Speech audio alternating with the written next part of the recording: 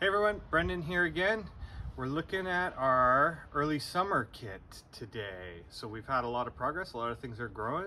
Let's take a look at what's growing, and we've got some stuff we've got to pop in there here today.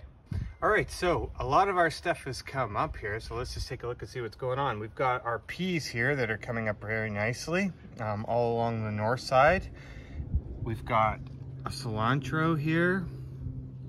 We've got some carrots that have started and some more cilantro over here. These are the beets, you can tell with the red stems on them. Some more carrots and more beets and another line of carrots. So like I mentioned before too, one of the nice things about the square foot garden is that we know where everything is that we planted. So anything that's coming up that's outside of where we planted, we know that one's going to be a weed. So we've got a little bit of weeding to do here. Here we've got a few plants that we know are outside of where we planted. We're going to be putting kale in here today. There's another one there. There's a little clover coming up beside our carrot. When they're really small like this, very easy to just pop them out. And it's better to stay on that while they're small than let them get big, because then their roots can start mingling with your other plants. Another thing we're going to do before we get started planting our other stuff today is we're going to do some thinning. So we've had some of our beets, we've had some of our carrots where we put multiple seeds in. We've had multiple plants grow, and we can only have one plant in those spaces. So I'm going to show you how to take care of those extra plants in a safe way. You're going to want a nice pair of scissors. With the pointier the end on the scissors, the easier it's going to be. So here's the beets right here. You can see we've actually got 3 beets in this area. This one here is the largest of the 3, so I'm going to keep it. I'm just going to move him out of the way, and then we're going to snip these guys off. And that way we don't pull it up and damage the roots from that other plant. Over here with the carrots, we've got the same thing going on. So right here, we've got 2 carrots that have come up in the same place. I'm just going to take this one out. They're both about the same size. There's another weed. We can pop it out. We'll keep this guy because he's the biggest. And we'll trim away the other ones. So we're going to start with transplanting, and we're going to start with our kale right now. You can see here the kale, if I let it go, this happens when you grow them inside. They get very leggy, we call them. They're stretching towards the light the whole time. So this can be a disadvantage because they can fall over and break, but we can also use this to our advantage if we've been able to take care of them like this. This whole stem right here, if we plant it underground, the stem cells that are in there can actually turn into new roots. They can grow roots out the side. And so instead of having roots in our tiny little puck like this, we're going to double the amount of roots that we have. But it means that I can't just dig a little hole like this to put this in. I've got to dig a hole twice as deep, and I've got to support it while I'm planting it so that I don't break the stem, because it's very, very fragile right now. So here's our cilantro. I'm just going to start. I like to do a sort of boring hole.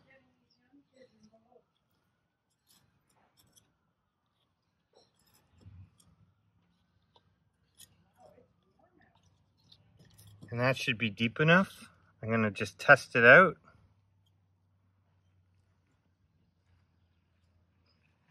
And hold it up while I'm filling gently around.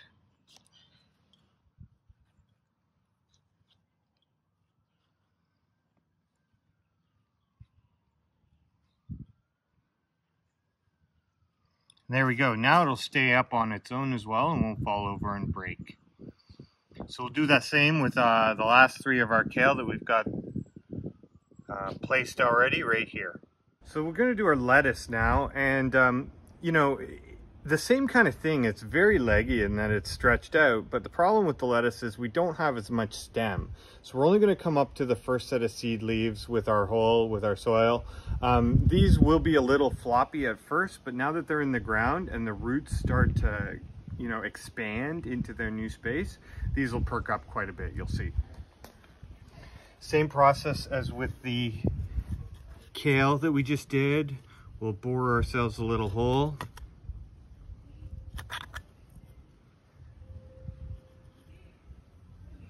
Make sure you support your plant when you're testing out your hole. That looks pretty good right there. Very gently backfill around the plant.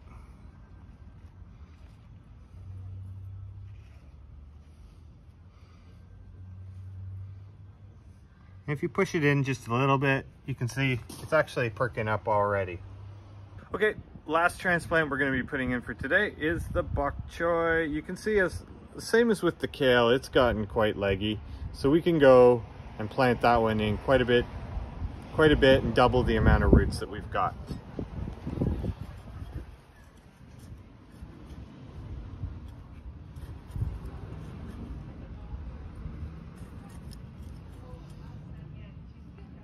Another way you can also test the depth of your hole is if you put your trowel in, sort of measure up to where it's going to, then you can compare that with your plant. We can see I'm just about the right, probably put a little bit of soil back in there and pop this guy in. Again, be very gentle because they are very fragile at this point.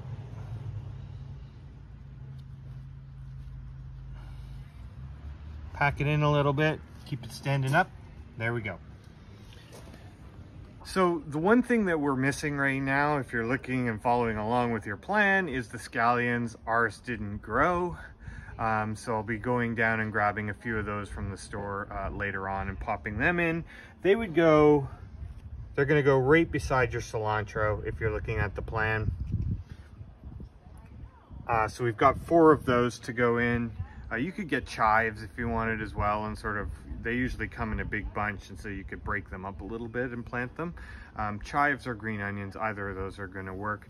But if yours worked out really well, awesome. Just plant them the same way we did with the, you know, lettuce and the kale. You probably won't need to plant those ones very deep because you want a lot of green stem on those ones anyways for eating. So that's your scallions. Last thing we got to do, we're going to go plant some radishes right now. Okay, so we're going to plant our radishes. We're direct seeding our radishes. These ones grow really quick, 3 weeks, and they're ready to eat. We got our seeds right here, ready to go, and we're going to put 8 of these in the ground. For your holes for radishes, fingernail deep. Space them about every with about an inch in between. If you're thinking about how big a radish is going to get, that way they won't be competing with each other. You can pop 2 seeds in each hole and just follow that thinning process that we did with the beets and the carrots earlier on. And gently cover them up. So that's all the planting we've got for today. Just stay on top of your watering like we talked about in the last video. You're going to be wanting to water every day or 2. It's getting quite warm and dry out these days. And make sure you stay on top of the weeds.